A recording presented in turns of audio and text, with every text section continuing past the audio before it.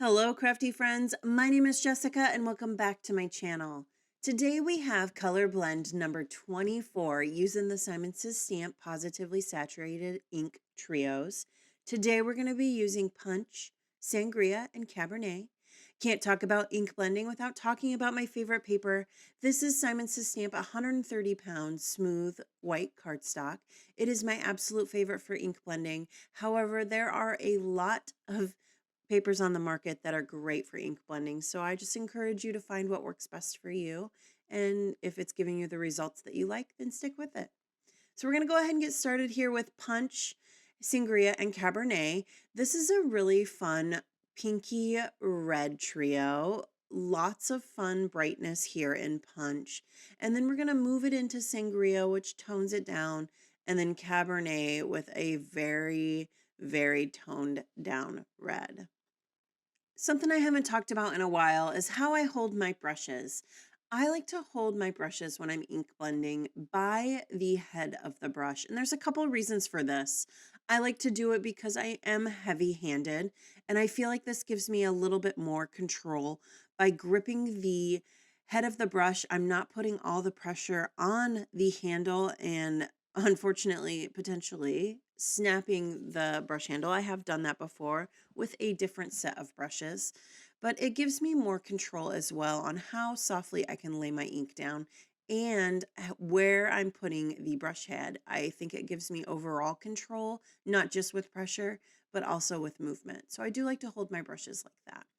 You'll also see that I'm tapping off. I do tap off because sometimes when you get a lot of ink, especially a really juicy ink pad, there's just too much ink and you're going to get brush strokes. You can kind of see that here in the middle when I started with Sangria, that there looks like that there's a little bit of a color difference. These inks dry back beautifully. So while it looks like I'm not quite blending appropriately, they're going to dry back here in the upper left-hand corner, and then I'll hit them with a heat gun, and you'll see that they'll smooth out, which is really, really a great quality. You can layer on ink super heavy and still have it look great by the time that it dries back. So we're going to go ahead and move on. This is Seafoam, Punch, and Lilac. This is a really bright and cheerful combo. We're going to do a quick clean and then go ahead and move into the color blending. So Seafoam is a really light seafoam blue. And so because of that, I needed to be sure that I went in very, very light-handed. This video is probably the most aware of my ink blending I've probably been done to date.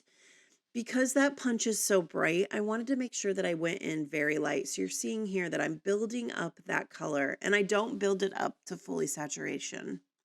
I wanted Punch to also be a lighter blend and be able to slowly bring it into Seafoam so that we got that other color, and I didn't want to overpower it. Punch packs a punch, and it can very easily take control. So up in the upper left-hand corner of that original panel, you'll see that that punch is a lot brighter. But on this panel, I'm keeping it very soft, just making sure that I take my time to pull it into Seafoam, occasionally pulling the Seafoam down. But for the most part, I'm trying to just keep pulling the color from the red because I don't want to contaminate my Seafoam brush. And then now we're going in with Lilac. So you'll see that punch is very, very light. That's the joy and the beauty of ink blending is you can put a little bit of color down or you can put down a lot of color. One of my crafty besties, she is like the queen of putting very subtle colors down, like ink blending, where I tend to go in more full color, more saturation, and more of a punch, for a better word. So now that I've added the lilac, I really love this ink panel, but you're going to see I'm going to have a really hard time again trying to decide which one my favorite is. This is such a beautiful color, and what's fun about this panel is you do get those additional colors in between some of your ink colors. So that color in between Seafoam and Punch is absolutely stunning, and that's another part of ink blending. You can start out with just your basic rainbow and get additional colors by layering the color on top of each other. So now we're going to go ahead and do a quick clean and move into the other panel. We're going to be doing Blush, Watermelon, and Sangria. This is a really fun, warm toned panel. We're going to go ahead and get started with blush. Blush you would think would be by name a little bit more pink, but blush definitely has a more of an orange tone to it. And so it's really fun the way that it pairs with the watermelon. I forgot to mention that I had some inspiration when working on the previous panel. I thought it would look really, really fun with a stenciled background and using black ink over top of it to create a card background. So I might end up trying that in the future. But now back to this panel. I'm doing the same light-handedness with watermelon. This color can very quickly turn full saturation. And so I really wanted to make sure that I was being very conscientious with these reds and ensuring that I'm getting beautiful blends. So I'm going in very light-handed, I'm tapping off, and then I'm slowly pulling that color into the blush. Now, I'm not as worried about pulling blush into watermelon and potentially getting some of that ink transfer onto my brush head because they are similar in color. I didn't want to have my blue brush with that punch color on it for future contamination, but for the most part, I don't notice contamination. It's more a visual thing. I use a microfiber cloth brush when I am all done, and I really, really wipe my brushes down before putting them away after use. What a gorgeous panel. Like I said, I am going to have a really hard time deciding which one's my favorite because the last one's even funner. But this one might be my favorite. I am leaning toward a warm tones kind of lately just in my creating. And I just love the way these three paired together. So this is blush, watermelon, and sangria. We're going to go ahead and do a quick clean and move on to the final panel.